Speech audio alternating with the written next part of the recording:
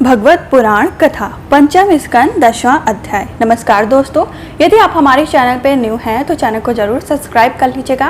Bell icon को press करके comment box में जय श्री हरि कृष्ण जय श्री हरि विष्णु अवश्य लिखिएगा। यदि आप गर्भवती माता हैं तो आप इसको प्रतिदिन प्रातः काल के समय या शाम काल के समय अवश्य ही सुने, जिससे आपको श्रेष्ठ संतान की प्राप्ति हो। जैसे संतान की आप कामना करते हैं, श्री हरि विष्णु की कृपा से आपको वैसी संतान की प्राप्ति हो। हमारा 10वां अध्याय जो यहाँ से प्रारंभ होता है।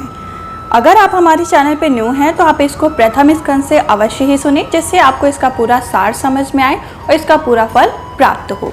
10वां अध्याय प्रारंभ। जय श्री हरि कृष्ण। जड़ भरत और राजा रहुगढ़ का भेंट। श्री सुखदेव जी कहते हैं, राजन, एक बार सिंधुवीर देश का स्वामी राजा रहुगढ़ पालकी पर चढ़कर जा रहा था। जब वह इच्छुमती नदी के किनारे पहुंचा तब उसकी पालकी से उठाने वाली कहारों के जिम्मेदारों से देखा तो उसमें देखा कि नदी के किनारे उसकी पालकी को उठाने के लिए कहारों को जमादारों की आवश्यकता पड़ रही है। कहार की खोज करते समय देववश उसे एक ब्राह्मण देवता मिल गए। इन्हें देखकर उसने सोचा यह मनुष्य हष्ट-पुष्ट, जवान और कठिले अंगों वाला है, इसलिए या तो बैल या गधे के समान अच्छी तरह भुजा ढो सकता है। यह सोचकर उसने बेगार में पकड़े हुए अनकहारों के साथ इन्हें भी बालक्रम पकड़ाकर पालकी में जोड़ दिया। महात्मा भरत जी यद्यपि किसी प्रकार इस कार्य के योग्य नहीं थे, तो भी वे बिना कुछ बोले चुपचाप पालकी को उठा ले चले। फिर देशभर पर कोई भी जीव पैरों तले दब न जाए, इस डर से आगे की एक बार पृथ्वी देखकर चलते थे, इसलिए दूसरे कहारों के साथ उनकी चाल का मेल नहीं खाता था। अतः जब पालकी टेढ़ी मेढ़ी होने लगी तब यह देखकर राजा रहुगढ़ को पालकी उठाने वालों से कहा, अरे कहारों, अच्छी तरह चलो, पालकी को इस प्रकार ऊंची नीची करके क्यों चल रहे हो?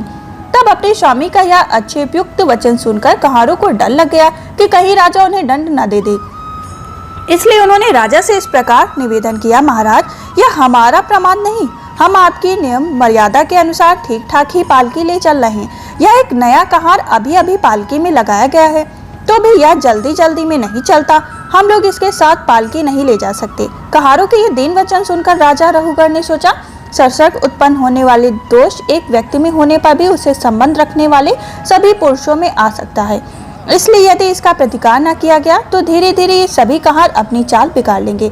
ऐसा सोचकर राजा रहुगढ़ को कुछ क्रोध आ गया। यद्यपि उसने महापुरुषों का सेवन किया, तथापि क्षत्रिय स्वभाववश बलात्कार होकर उसकी बुद्धि रजोगुण से व्याप्त हो गई थी और वह उन तेज श्रेष्ठ से, जिनका ब्रह्म तेज भस्म ढके हुए अग्नि के समान प्रकट नहीं था, इस प्रकार व्यंग से भरे वचन कहने लगे, अरे भैया, बड़ी दुखी की बात है कि अवश्य ही तुम बहुत थक गए हो। ज्ञात होता है तुम्हारे साथियों ने तुम्हें तनिक भी सहारा नहीं लगाया। इतनी दूर से तुम अकेले ही बड़ी देर से पालकी ढोते चले आ रहे हो। तुम्हारा शरीर भी तो विशेष मोटा ताजा हट्टा कट्टा नहीं, और मित्र बुढ़ापे में ने अलग तुम्हें दवा कर रखा है। इस प्रकार बहुत ताना मारने पर भी वे पहले की भांति चुपचाप पालकी उठाए चलते रहते। उन्होंने इसका कुछ भी बुरा न माना, क्योंकि उनकी दृष्टि में तो पंचभूत, इंद्र और अंतःकरण, सत्संग या अपना अंतिम शरीर अविद्या का ही मार्ग था। वह विविध अंगों से युक्त दिखाई देने पर भी वस्तुता नहीं थे, इसलिए उसमें से उनका मेरेपन का मिथ्या अध्याय सर्वथा निवृत्त हो गया और वे ब्रह्म रूप में हो गए। किंतु पालकी अभी भी सीधी चाल नहीं चल रही थी। यह देखकर राजा रहुगढ़ को क्रोध से आग बबूला हो गया और कहने लगा, अरे यह क्या है? क्या तू जीता ही जी मर गया? तू मेरा निरादर करके मेरी आज्ञा का उल्लंघन कर रहा है। मालूम होता है तू सर्वथा प्रमादी है। अरे जैसे दंडपाणि यमराज जन समुदाय को उसके अपराधों के लिए दंड देते हैं, उसी प्रकार मैं भी अभी तेरा इलाज किए देता हूँ, तब तेरे होश ठिकाने आ जाएंगे। रहुगढ़ को राजा होने का अभिमान था, इसलिए वह इसी प्रकार बहुत सी अनाप शनाप बातें बोल रहा था। वह अपने को बड़ा ही पंडित समझता था, अतः रज तम युक्त अभिमान के वशीभूत होकर उसने भगवान के अन्य प्रीति पात्र भक्त भरत जी का तिरस्कार कर डाला। युधिष्ठिरों की विचित्र कहानी करने का तो उसे कुछ पता ही नहीं था। उसकी ऐसी कच्ची बुद्धि देखकर वे संपूर्ण प्राणियों के शहद एवं आत्मा ब्रह्मभूत ब्रह्म देवता मुस्कुराए और बिना किसी प्रकार अभिमान किए हुए इस प्रकार कहने लगे। जड़ भरत ने कहा, राजन, तुमने जो कुछ कहा वह यथार्थ, तुमने कोई उलाहना नहीं है। यदि भार नाम की कोई वस्तु है तो ढोने वाले लिए है, यदि कोई मार्ग तो वह चलने वाले के लिए। मोटापा उसके लिए है जो शरीर के लिए है, आत्मा के लिए नहीं। ज्ञानीवन ऐसी बात नहीं करती। स्थूलता, कृशता आदि व्याधि, मूर्ख, भूख, प्यास, भय, कला, इच्छा, बुढ़ापा, निद्रा, प्रेम, क्रोध, अभिमान और शोक, ये सब धर्म देह अभिमानी को लेकर उत्पन्न होने वाले जीव में रहते हैं।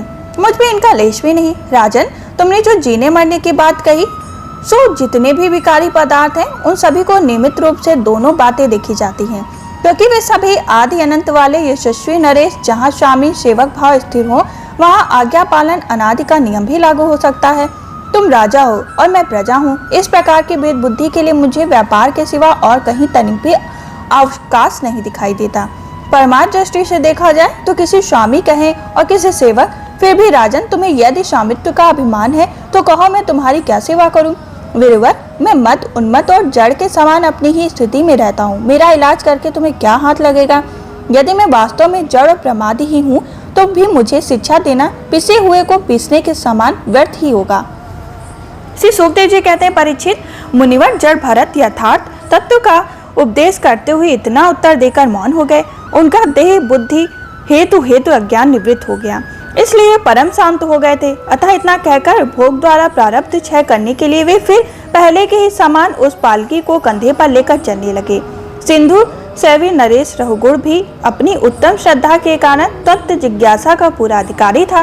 तब उसने उन दुष्श्रेष्ठ के अनेकों योग ग्रंथों को समर्पित और हृदय की ग्रंथियों का छेदन करने वाले ये वाक्य सुने, तब वह तत्काल पालकी से उतर कर पड़ गया।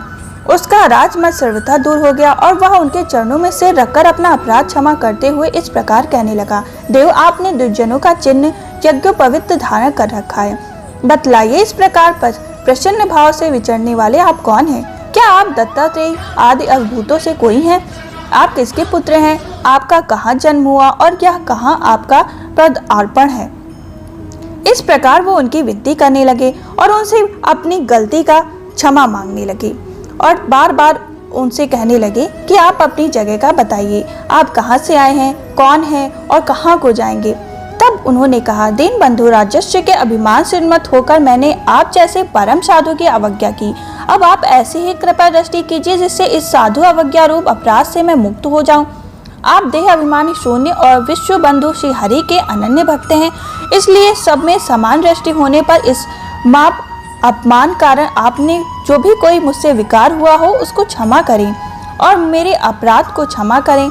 अपराध से अवश्य ही थोड़े ही काल में नष्ट हो जाएगा, किंतु मेरे द्वारा जो आपका अपमान किया गया है उसको मैं कैसे नष्ट करूं। इस प्रकार वो राजा भरत की प्रशंसा करने लगे और उनके चरण में पड़े रहे। यहीं पे हमारा 10वां अध्याय संपन्न हुआ। यदि आप हमारे चैनल पे न्यू हैं तो चैनल को जरूर सब्सक्राइब कर लीजिएगा 11वें अध्याय सुनने के लिए, जिसमें राजा रघुगढ़ को भरत जी का उपदेश दिया जाएगा। हमारा 11वां अध्याय सुनने के लिए हमारे चैनल को जरूर सब्सक्राइब कर लीजिएगा और कमेंट बॉक्स में जय श्री हरिकृष्ण, जय श्री हरि विष्णु अवश्य लिखिएगा। हम फिर मिलेंगे 11वें अध्याय के साथ। तब तक के लिए जय श्री हरिकृष्ण।